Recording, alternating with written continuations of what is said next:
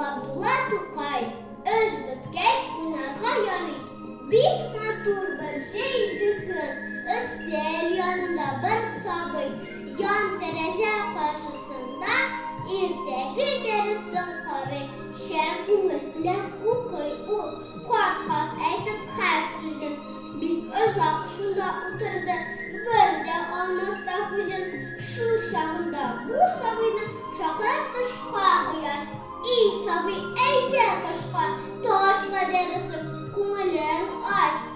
Jetdi bek ko'ktirishdim, turma bir yerda hamon, shiq-shu tishqa, nindi yoqdi, nindi shab unar zaman. Bu quyoshning yuzini qarshi javobinda bola, to'xta sabri, o'ynamaydi, o'ynasam derisin qolar. Kun uzun ish, o'ynamay hamon vaqtida bor, shiqmanim tishqa o'yinga, bu nisha derisim tamam. Ey turida shu zaman sari butoqda sanduqash, unda shu bir so'zin sari, eydi tishqa, ko'nglim och. Jetdi bek ko'ktirishdim, turma bir yerda hamon, shiq-shu tishqa, nindi yoqdi, nindi shab unar zaman. Yo'q suyukli sanduqashim, o'ynasam derisim qolar. To'xta, bitsin derisdek, aytmasanga o'ynarman. Senga so'rarsin maturlar, men seni tinglarman. Shu vaqtda ey turida boqshada bir olmog'ach, chaqira tishqa sabini, ayda tishqa, ko'ngling och.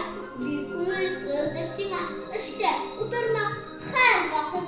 Eydi, shiq sen boqshaga, jetdi hazir, o'ynar vaqt.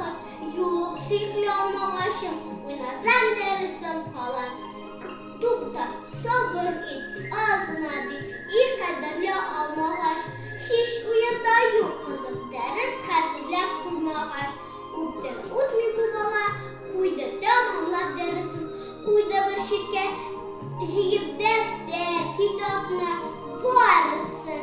Shiqdi yugurib boqshaga, ye, kim chaqirdi deb meni, eydi, kim o'ynay, tamom etdim, hazir men derisimni. Shunda anga bek maturlar yilmayib keldi quyosh, shunda anga qip-qizil